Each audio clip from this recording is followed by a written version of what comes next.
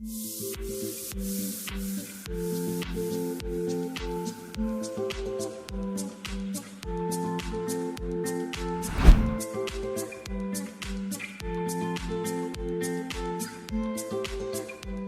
everybody, it's Liz from Worldwide Wednesday, and today I have Todd Devon on the line from Nicaragua, and he's going to be sharing all about how to buy property in Nicaragua and what the market is. So thanks so much, Todd, for coming on and sharing everything you know about Nicaragua real estate.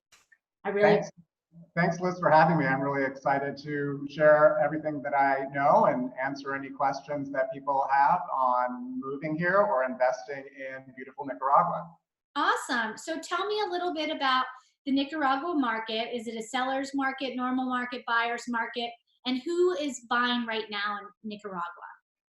Right now, I would say we are still in a buyer's market. Okay. We have a little bit more inventory than we've had in the past. And there's a little bit more motivation in terms of price. So it's really a good time for an investor buyer to come in and pick up a property, either for a second home, vacation rental, or buy and hold. And we get investor buyers really from across the globe, a lot from the States, Canada, Europeans, all with different motivations on why they want to be here. Awesome. And tell me a little bit about yourself. We should probably go into that. How long have you been in Nicaragua, and what inspired you to kind of move there and start your practice there? Well, I was a residential real estate broker in the States for almost 25 years. And my partner and I were looking at Costa Rica for many years on developing something there in terms of a vacation home. Just never seemed to work out. And then we decided to look north and come up to Nicaragua, took an exploratory trip here and absolutely loved it.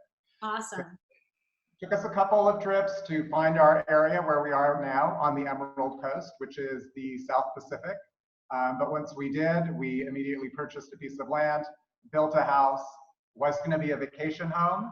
But as it was finished, we looked at each other and said, we want to live here. We want to live here now. So we made the jump, closed down most of my practice in San Diego, but am now practicing here in Nicaragua. Awesome.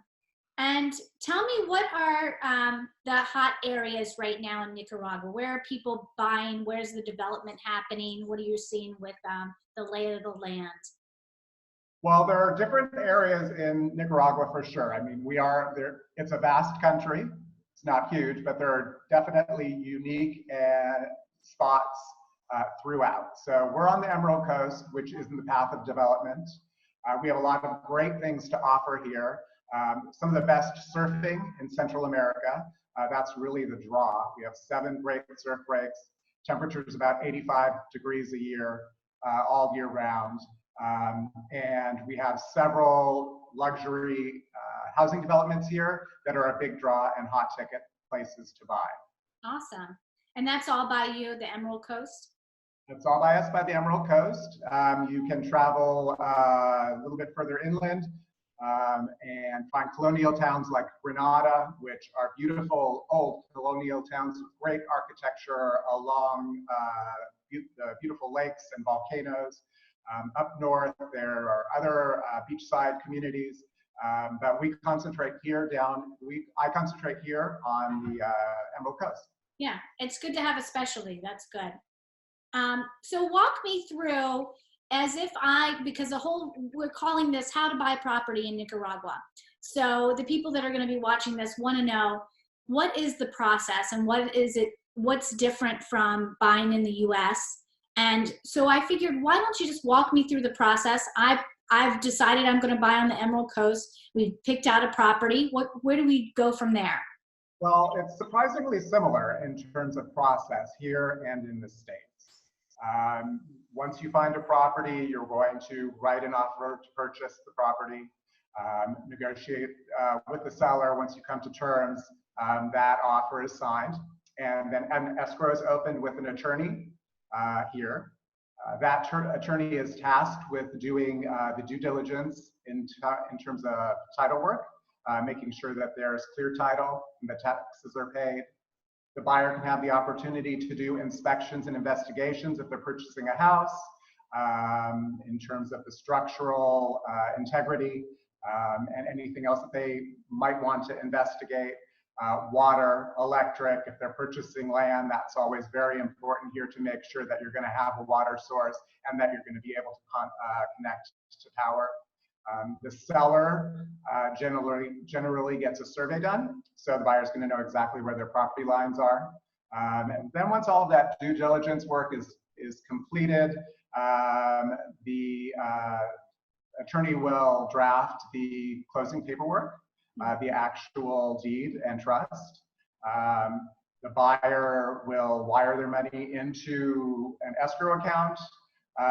As in most parts of the States, closings here are done in person in terms of having a live closing, which wasn't the case in my California market, but here, and I know in other places in the States it is.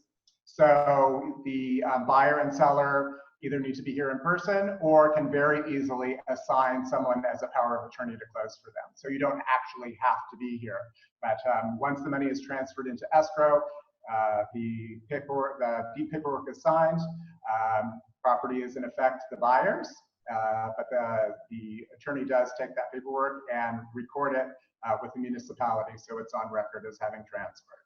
Great. And are most people you're seeing, are they buying cash, or are there some loan options that they look into when they're purchasing in Nicaragua?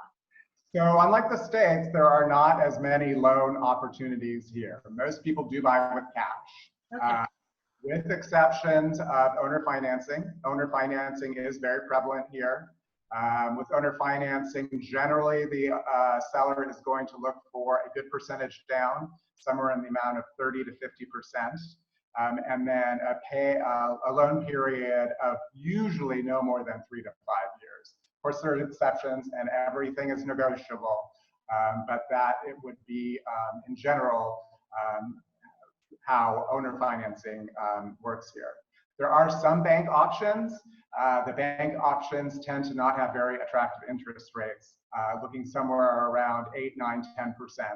So States now, when we're only a couple percent interest, it's not as as attractive, but they are available, loan programs here.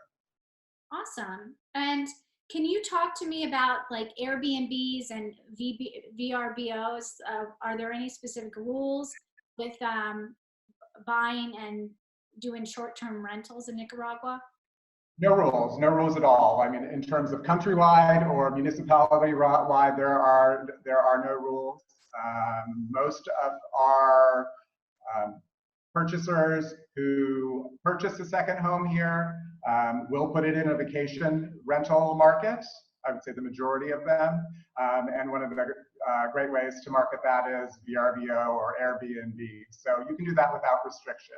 Even in the more restrictive gated communities, I have not seen any restrictions in terms of them allowing any type of short-term rentals. That's good to know.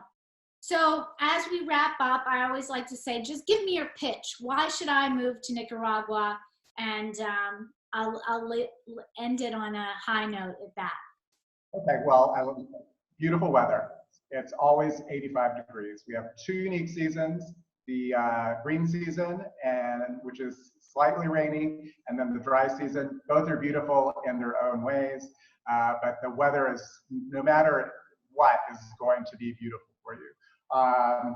Great surf, great fishing, great wellness community if you're into yoga and eating very clean, healthy foods.